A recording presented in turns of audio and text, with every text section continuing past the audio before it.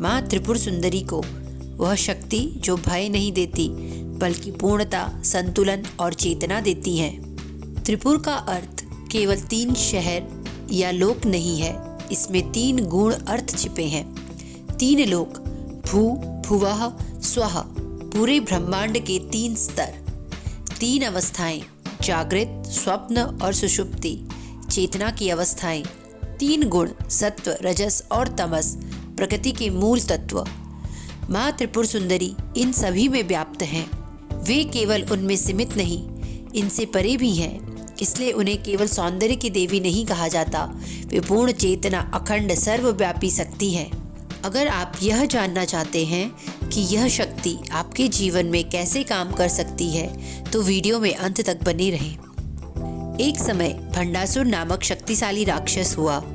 उसने अपनी शक्ति से तीनों लोकों पर अधिकार कर लिया और देवताओं को अत्यधिक कष्ट देने लगा।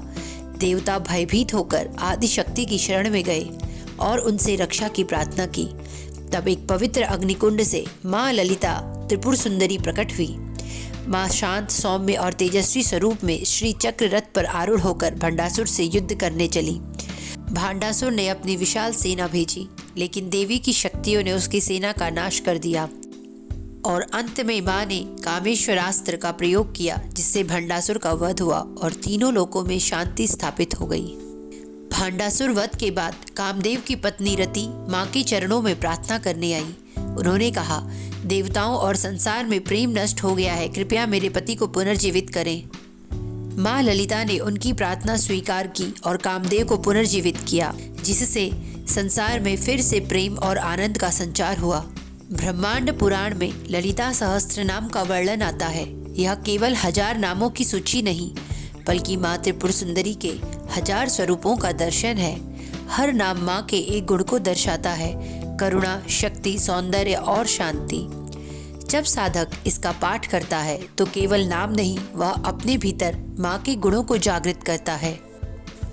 सोचिए, अगर आप केवल एक नाम बोलकर माँ के गुण को अपने अंदर महसूस कर सकते हैं तो आपका जीवन कैसे बदल जाएगा।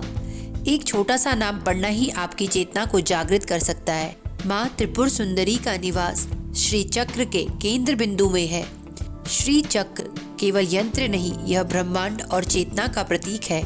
इसमें 9 आवरण है, जो साधक के मन, वाणी और कर्म की 9 अवस्थाएं दर्शाते हैं। हर आवरण पार करने पर साधक अपने भीतर एक कदम गहरा उतरता है और जब वह केंद्र बिंदु तक पहुंचता है तो वह केवल माँ तक नहीं, अपने वास्तविक स्वरूप तक पहुंच जाता है। माँ का स्वरूप सौम्य और तेजस्वी है। मुख पर करुणा और रहस्यपूर्ण मुस्कान, 3 नेत्र, सूर्य, चंद्र और अग्नि, 4 भुजाओं में पास, अंकुश, इक्षु, धनुष और पुष्प बाण। वे केवल सौंदर्य नहीं है, वे पूर्ण चेतना है। वे हमें सिखाती हैं भय और अहंकार पर विजय प्राप्त करना, प्रेम और संतुलन के साथ जीवन को जीना। जैसे माँ त्रिपुर सुंदरी ने भंडासुर का नाश किया, वैसे ही हम भी अपने भीतर की अज्ञानता, भय और अहंकार को हराकर सच्ची शक्ति, प्रेम और चेतना को जागृत कर सकते हैं। याद रखिए, सच्ची शक्ति भीतर होती है और जो इसे पहचान लेता है वही अपने जीवन का वास्तविक आनंद और संतुलन अनुभव कर पाता है। अगर आप भी अपने भीतर की इस दिव्य शक्ति को पहचानना चाहते हैं तो वीडियो को लाइक करें और अपने विचार कमेंट में साझा करें। ऐसे ही और आध्यात्मिक वीडियो देखने के लिए हमारे चैनल को सब्सक्राइब करें। आज के लिए बस इतना ही। हरि ओम तत्सत।